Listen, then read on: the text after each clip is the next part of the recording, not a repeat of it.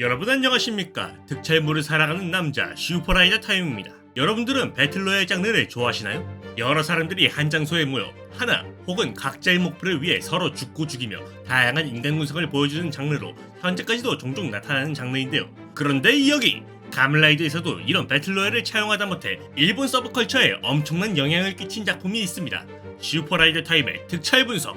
오늘 알아볼 라이더는 가장 혁신적이면서 이단화 같은 가면라이더 가면라이더 류키입니다.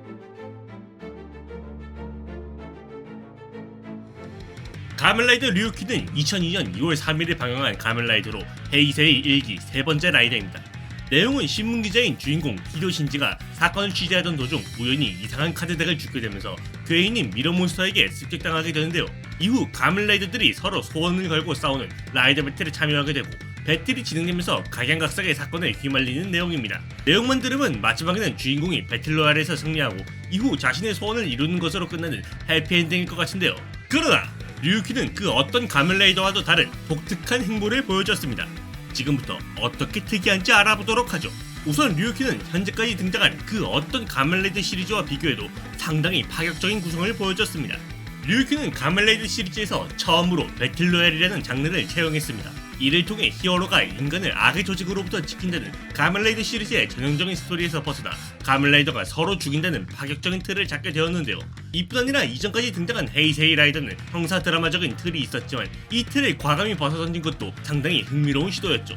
무엇보다 가장 파격적인 것은 가면라이더는 사람을 지키는 영웅이라는 고정관념을 벗어던지고 오로지 자신만을 위해 싸우고 타인을 거리낌 없이 공격하는 다크라이더라는 개념 자체가 TV에 등장하기까지 했습니다. 이렇듯 류키는 지금 봐도 상당히 혁신적이고 파격적인 설정을 보여줘 방영 당시에는 상당히 많은 논란이 있었다고 합니다. 아이러니한 건 이런 혁신적인 시도를 한 덕에 이후 가면라이더 시리즈도 다양한 시도를 할 수 있었고 현재까지도 여러 설정의 가면라이더가 나올 수 있는 계기가 되었습니다. 그럼 이런 혁신적인 시리즈의 주인공은 과연 어떤 성격을 가졌을까요? 재미있게도 가장 혁신적인 시리즈이지만 주인공은 가장 전통적인 주인공상을 띠고 있습니다.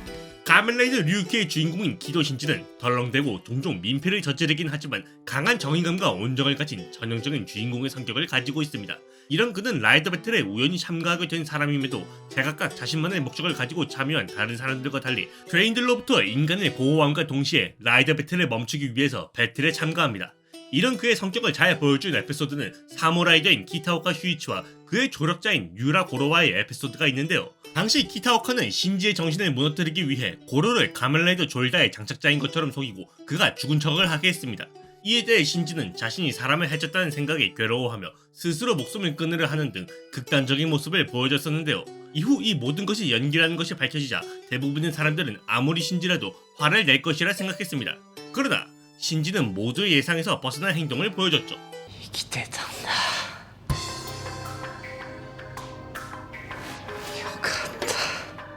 이로 인해 고로는 물론 키타오카도 놀랐고 2호 라이더인 아키야마 렌이 신지는 바보이긴 하나 너와 나보다 제대로 된 인간이라며 일갈하기도 했습니다. 이뿐 아니라 작중 후반 이곳저곳 붙어다니며 자신에게도 적의를 쌓았던 사노 미츠루가 가면라이더 타이가에게 공격당해 죽을 뻔했을 때조차 공격을 막고 그를 구하려 하기도 했는데요. 심지어 작중 등장하는 라이더 중에서는 자신을 살해하려 하거나 이용해 먹으려 하는 등 악한 행보를 보여준 사람들이 많았음에도 불구하고 원망은커녕 처음에는 그들을 갱생시키려고 도왔을 뿐더러 끝까지 사람들을 구하겠다는 자신의 신념을 보여주기도 했습니다.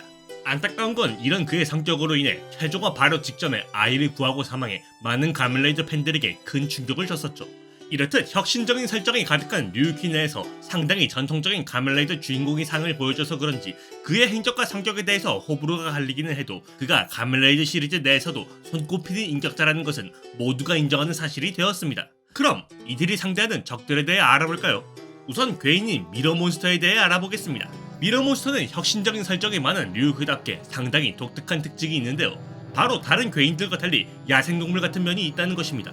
이는 현재까지 가면라이더에 등장한 괴인들 대부분이 지성을 가지다 못해 특정한 목적을 가지고 행동하며 이 목적을 위해 악행을 저지르는 것과 달리 그들은 오로지 인간을 잡아먹기 위해 습격하는 것인데요. 이 때문에 작중에서 미러몬스터는 주요 빌런이라기보다는 필드몬스터처럼 널려진 경험치 같은 모습을 보여주죠.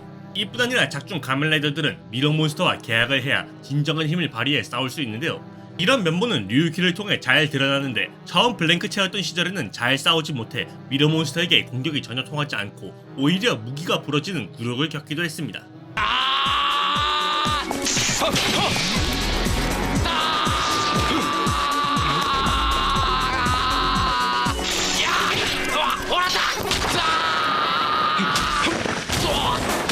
그러다 미러몬스터인 드래그레더와 계약을 한 뒤로는 언제 그랬냐는 듯 미러몬스터를 간단히 쓰러뜨리며 압도적인 강력함을 보여줬죠.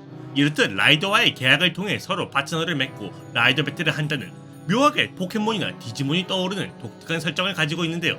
안타깝게도 포켓몬이나 디지몬과는 달리 미러몬스터는 카드덱이 깨지는 그 즉시 야생몬스터로 돌아가 인간을 습격하는데요. 이는 탈락한 라이더도 포함되는데 작중에서 스도 마사시라는 인물이 라이더 배틀에서 탈락하자마자 자신과 계약한 미러몬스터 볼켄스에게 잡아먹히는 것으로 잘 드러났죠.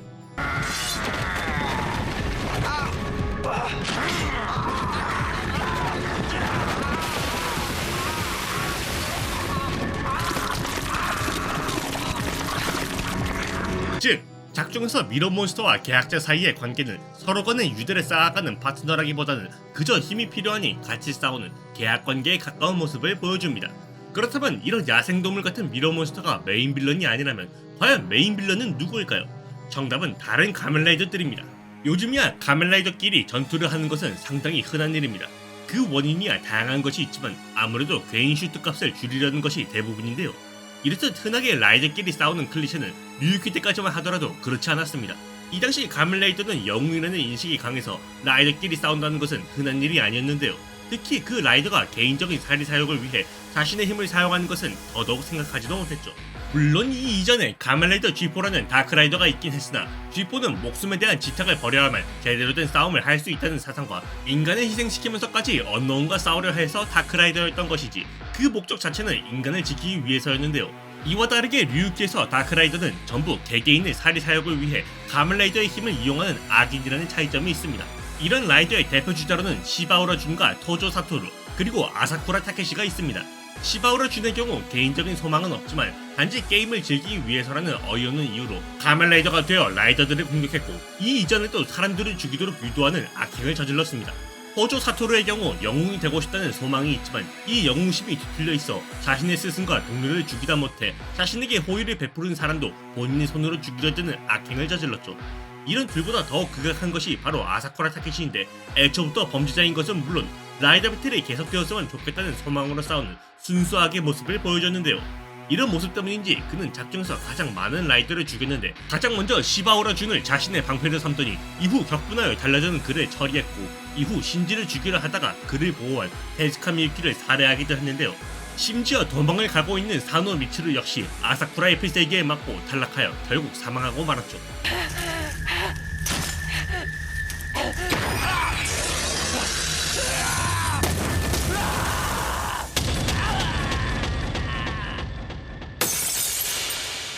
아이러니한 건 이런 악하지만 강렬한 행보 덕분에 현재까지도 배자가 될 정도로 높은 인기를 가진 가면라이더가 되었습니다. 이렇듯 혁신적인 설정과 전개 그리고 다양한 다크라이더들을 통해 라이더의 역사에 한 획을 그은 류유키는 이후 많은 영향력을 펼쳤는데요. 기본적으로 상상을 초월한 보상을 걸고 싸우며 참여자 대부분은 악인이지만 극히 일부는 선인이라는 설정은 현재까지도 다양한 작품에 영향을 끼치기도 했습니다.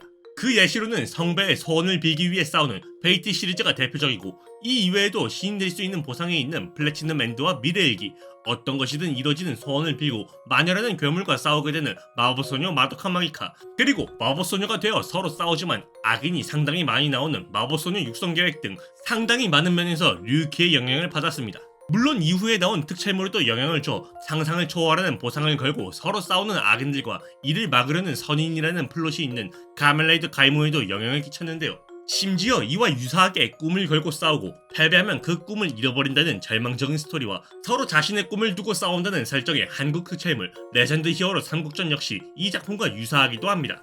재미있는 건 이런 류유키 역시 소설이자 영화로 많이 알려져 있는 배틀로얄이라는 작품에서 영향을 많이 받았는데요. 그럼에도 배틀로얄물을 논하는 데 있어 류유키는 배틀로얄과 거의 동급 수준으로 언급이 되는 점을 보면 현재까지도 그 영향력은 상당히 엄청날 정도입니다. 이런 혁신적인 전개를 보여준 류유키에는 과연 아쉬운 점이 없을까요? 당연히 있습니다. 물론 스토리적으로나 설정적으로나 혁신적이어서 전체적으로는 아쉬운 점은 없는데요. 그러나 오히려 너무 혁신적이어서 호불호가 갈릴 수 있다고 생각됩니다.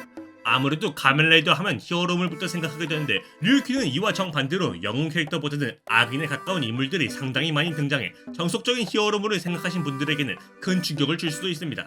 이뿐 아니라 2000년대 초반이라 해도 상당히 잔혹한 연출이 많은 점도 호불호가 갈릴 수 있는데요. 특히 미러몬스터의 습격의 경우 직접적으로 먹히는 장면은 얼마 없으나 습격하는 장면이 상당히 공포스럽게 나와 보는 사람들을 놀라게 하기도 했습니다.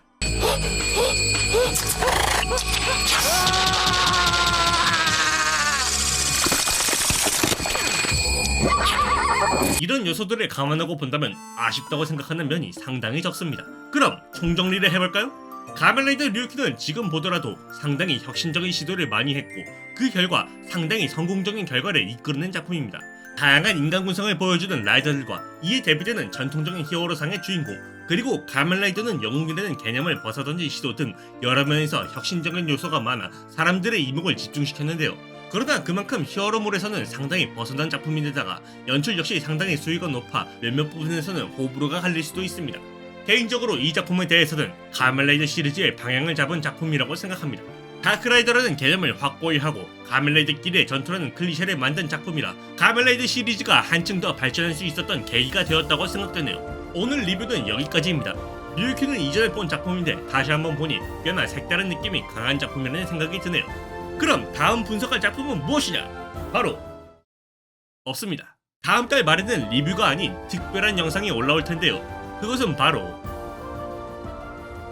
가면라이더 토크쇼 편집본입니다. 그럼 지금까지 득찰모를 사랑하는 남자 슈퍼라이더 타임이었습니다.